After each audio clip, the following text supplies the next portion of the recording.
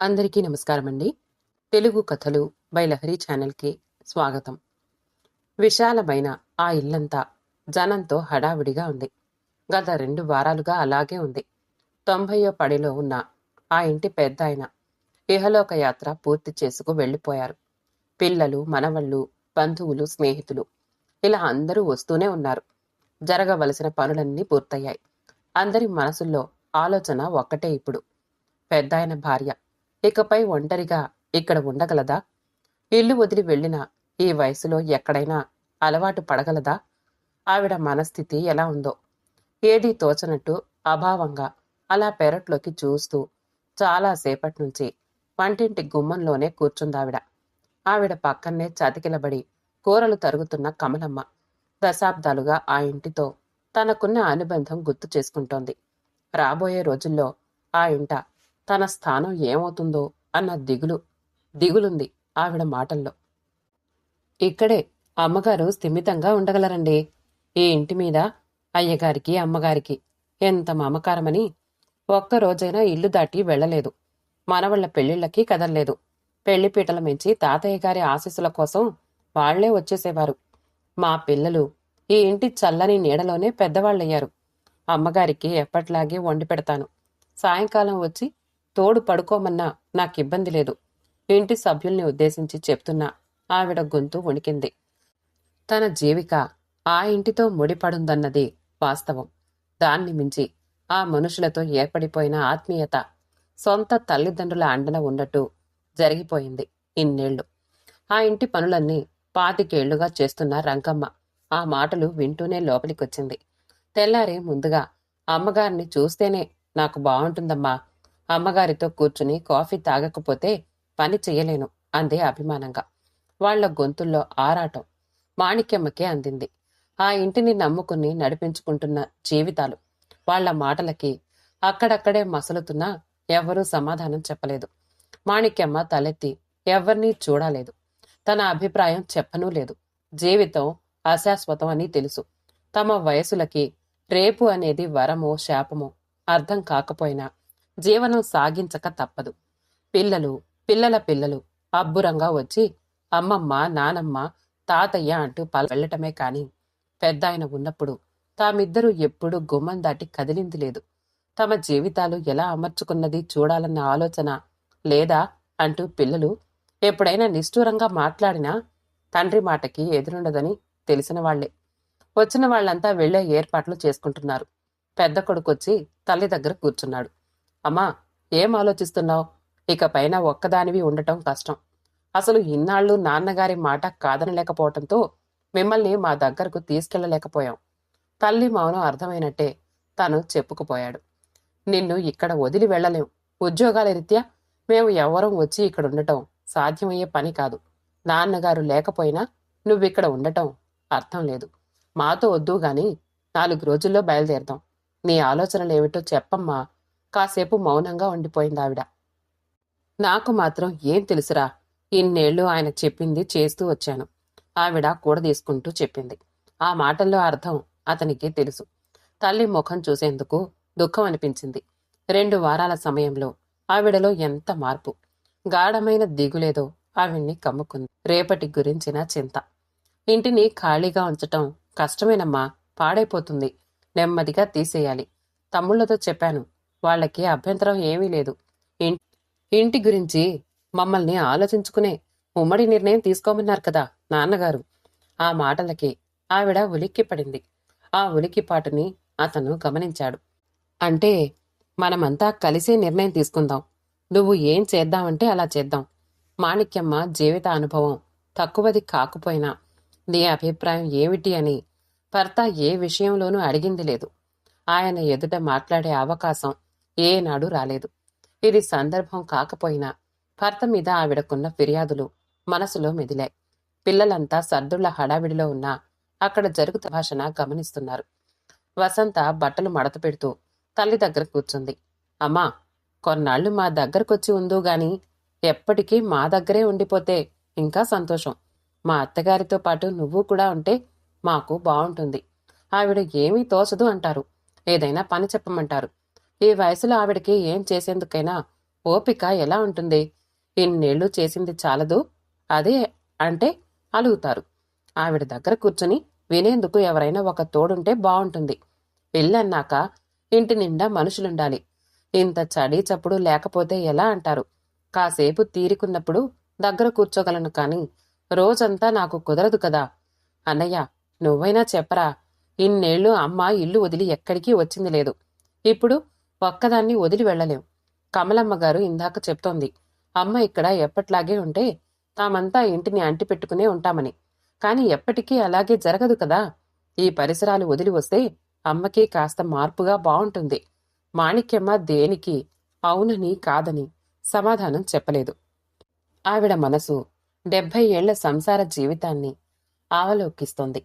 ఏదో ఆలోచనలో ఉందని అర్థమై ఆవిడ్ని మరి ఎవ్వరూ కదపలేదు. మాణిక్యమ్మ శరీరం, మనసు అలసిపోయినా రాత్రంతా నిద్ర మెలకువల మధ్య తచ్చాడింది. ఇకపై తన సంగతి ఏమిటి అన్నది తోచట్లేదు. ఉన్న ఊరు, ఇల్లు వదిలి వెళ్ళగలదా ఎక్కడికైనా? ఏవేవో ఆలోచనలు. అలవాటుగా తెల్లవారకుండానే లేచింది. వంటింటి గుమ్మంలోకి వచ్చేసరికి 4-5 గొంతులు, కబుర్లు కలగాపులగంగా వినిపిస్తున్నాయి. అప్పుడే కోడళ్ళు, కూతురు అందరూ లేచారు. చేతుల్లో కాఫీ గ్లాసులున్నాయి. ఆవిడ్ని చూసి కాఫీ గ్లాస్ అందించింది పెద్ద కోడలు. ఆవిడ తిన్నగా పెరట్లోకెళ్ళి బాదం చెట్టు కింద చెప్టా మీద కూర్చుంది. ఆఖరి కోడలు పద్మజ అత్తగారి వెనకే వెళ్లి ఆవిడ పక్చుంది. తను మాట్లాడాల్సి ఉందని ఆమెకు తెలుసు. ఎలా మొదలు పెట్టాలా అని 2 నిమిషాలు ఆలోచించుకుంటూ ఉండిపోయింది. మామగారి అంత్యక్రియలకి ఊళ్ళోని వాళ్లంతా వచ్చారు. ఎక్కడెక్కడో ఉన్న ఆప్తులంతా వచ్చారు. తన అన్నలిద్దరూ రాలేదు. రాలేదన్నది ఎదురుగా కనిపిస్తున్న విషయమే అయినా చాలామంది అడిగారు, తన పుట్టింటి నుంచి ఎవరొచ్చారు అని. ఏం చెప్తుంది? అన్న ఎడమొఖం పెడమొఖంగా ఉంటున్నారు. తను చెయ్యని తప్పుకి శిక్షిస్తున్నారు.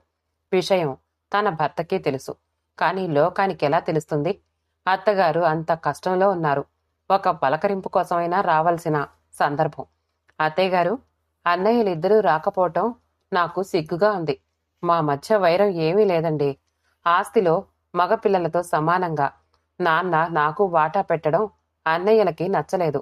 విల్లు రాశాను అన్నప్పుడే నాకు అవసరం లేదని నాన్నకి చెప్పాను. ఆయన వినలేదు. తన తదనంతరం ఇంటి మీద అమ్మకే హక్కుండేలా చేసి ఆవిడ్ని చివరికంటా కనిపెట్టుకున్న వాళ్లకి ఆ ఇల్లు చెందేలా నాన్న ఏర్పాటు చేశారు. అందుకని అమ్మని 4 రోజులు నేను తీసుకెళ్తాను అన్నా కూడా అన్నలు ఒప్పుకోవట్లేదు. కొడుకులుగా అమ్మ బాధ్యత వాళ్లదే అంటున్నారు. అమ్మని కూడా ఆస్తి దృష్టిలోనే చూస్తున్నారు. ఆస్తి మీద హక్కు వద్దని నా చేత చెప్పించమని అమ్మ మీద ఒత్తిడి తెస్తున్నారు. మీ అబ్బాయికి చెప్పాను, మనకి గొడవలు వద్దని. ఆయనకి పంతం వచ్చింది. మనం అడగలేదు. తండ్రి రాసింది ఇవ్వటానికి వాళ్లకి అభ్యంతరం ఎందుకుండాలి అంటున్నారు. ఎవరికి చెప్పను? పుట్టిల్లనేది నాకు దూరమైపోయింది. పుట్టింటి గురించి, తోబుట్టువుల గురించి అలా పరుషంగా మాట్లాడుతున్నందుకు కన్నీళ్ల పర్యంతమైంది పద్మజ. అటు తల్లి, అన్నలు ఉండి లేనట్టయింది. తన గోడు తల్లిలాంటి అత్తగారితో చెప్పుకోక ఎవరికి చెప్పుకోవాలి? మాణిక్యమ్మ పద్మజ చేతుల్ని అనునయంగా నొక్కింది. కోడలి పుట్టింటి కథ మరో రకంగా ఉంది అనుకుంది. ఆవిడ ఆలోచనలు ఎక్కడెక్కడికో పరుగులెడుతున్నాయి. ఆవిడకి ఆఖరి కొడుకు పెళ్లి సందర్భం జ్ఞాపకం వచ్చింది. పద్మజ తండ్రి చేసిన ఏర్పాట్లలో ఎక్కడో లోటుగా అనిపించి, అంత ఆస్తి ఉన్నవాడు ఆ లుబ్ధత్వం ఎందుకో అంటూ తన భర్త ఈసడించాడు. ఆయన దృష్టిలో లోభి అయిన వియ్యంకుడు పిల్లల్ని ఆడ మగ అంటూ వేరు చెయ్యలేదు. భార్యకి తన తర్వాత తనంతటి స్థానమిచ్చాడు. ఆ పెద్ద మనసు మాటేమిటి? ఊరందరి చేత పెద్ద మనిషి అనిపించుకున్న పెద్దాయన ఇంటిని మగపిల్లలకే చెందాలని చెప్పారు. ఆ విషయాన్ని విన్న రోజు ఆవిడ కూతురి గురించి అనుకుంది. ఇప్పుడంటే పిల్లలంతా చదువుకుని పెద్ద ఉద్యోగాల్లో స్థిరపడ్డారు. మగపిల్లల కంటే ముందు పుట్టిన కూతురు. పెళ్లి చేసే అప్పుడు ఆయన చేతిలో డబ్బు లేదు. అప్పటి తాహతుకి సరిపడే సంబంధం చేసి బాధ్యత తీర్చుకున్నారు. ఒక్కగానొక్క ఆడపిల్లే అయినా పెద్దగా ముద్దు ముచ్చట్లు జరిపించింది లేదు. మాణిక్యమ్మ మనసులో ఆ భావం అలపోయింది. కూతురు పెళ్లినాటికి అల్లుడి చదువు అప్పుడే పూర్తయింది. ఇంకా ఉద్యోగం లేదు. ఆ తర్వాత ఏ ఇబ్బందులు పడ్డారో, ఎలా నిలదొక్కున్నారో తమకు తెలియదు. అందుకే భర్త విల్లు గురించి చెప్తూ ఉంటే ఊరుకోలేకపోయింది. ఇంకా ఆయనంటే భయపడేందుకు ఏముంది? మనవళ్ళ పెళ్ళిళ్ళై ముని మనవల్ని ఎత్తుకుంది.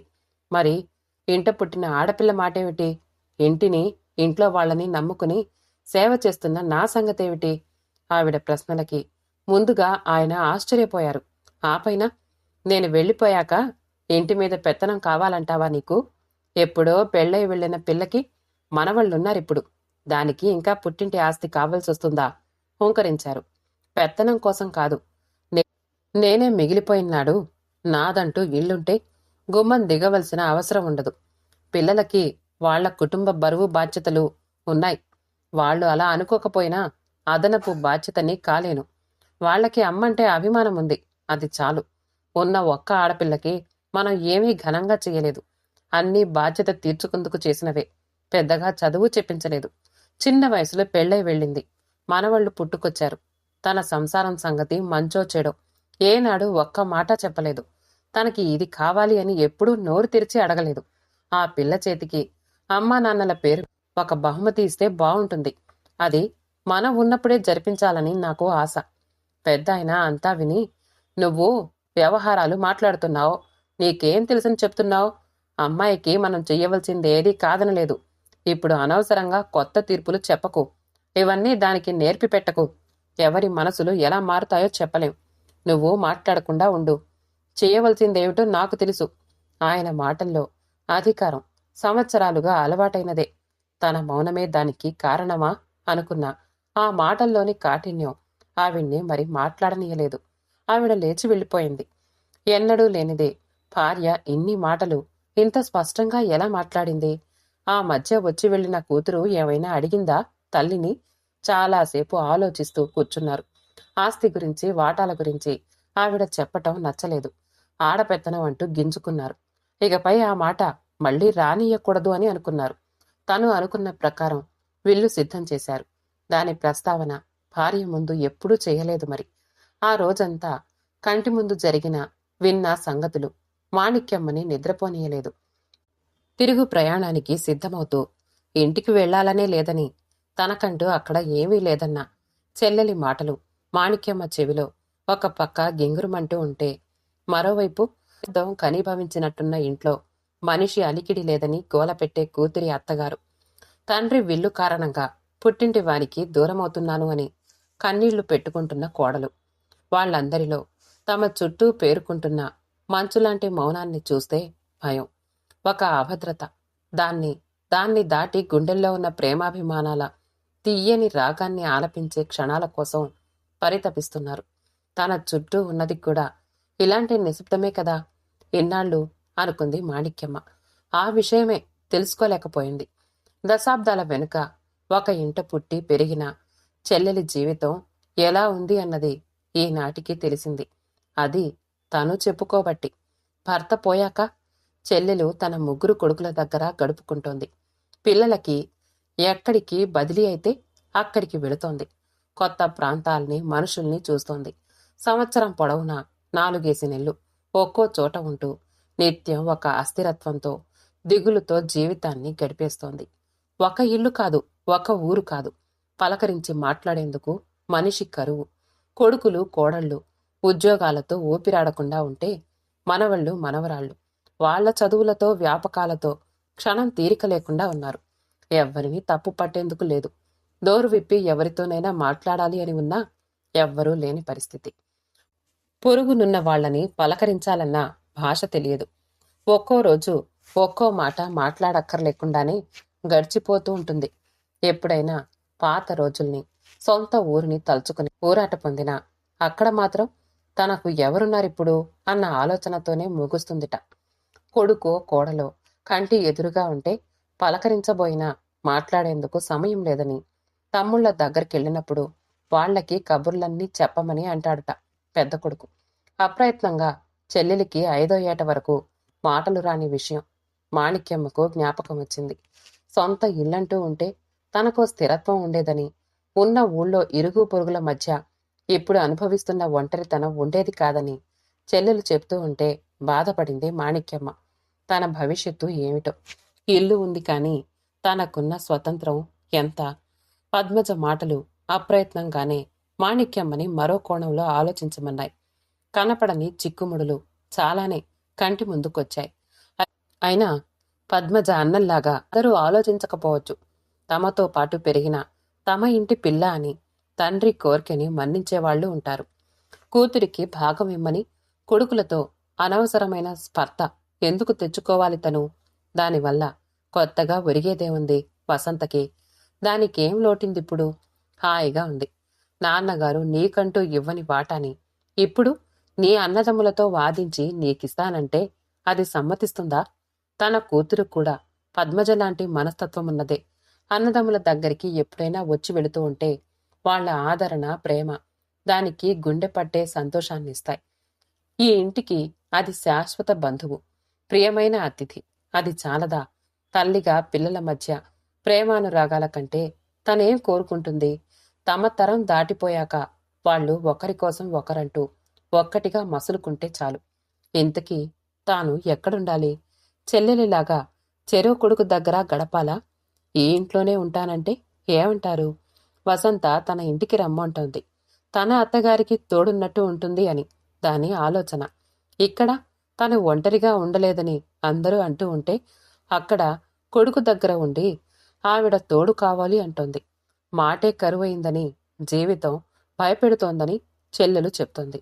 మాణిక్యమ్మ మనసులో అకస్మాత్తుగా ఒక కొత్త ఆలోచన తోచింది. తమ ఒంటరితనాల్ని దూరం చేసే ఉపాయం. తామంతా కలిసి ఇక్కడ ఉంటామంటే పిల్లలేమంటారు? తామందరికీ కావలసింది మాట, మనసు పంచుకుందుకు ఒక తోడు. ఎవ్వరికీ అదనపు బాధ్యతగా మిగలకుండా ఒకరికొకరుగా తాము గడుపుకునే వెసులుబాటు ఇది. తమను నమ్ముకుని బ్రతుకుతున్న వాళ్ళు ఇంటిని వదిలే అవసరం ఉండదు. ఏదో తెలియని నిశ్చింత ఆవిడకి తోచింది. ఇంటింట ప్రవహిస్తున్న మౌనం తీయని రాగమవుతుంది అన్న ఆనందంతో ఎప్పుడో తెల్లవారుజామున ఆవిడకి చిన్న కునుకు పట్టి అంతలోనే మెలకు వచ్చి లేచి కూర్చుంది. తన ఆలోచనలు తరచి చూసుకుంది. సరిగ్గా ఉన్నాయనుకుంది.